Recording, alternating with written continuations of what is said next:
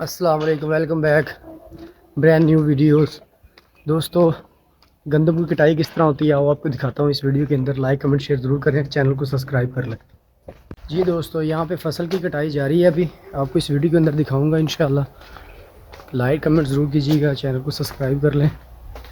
फसल की कटाई का टाइम है अभी, तो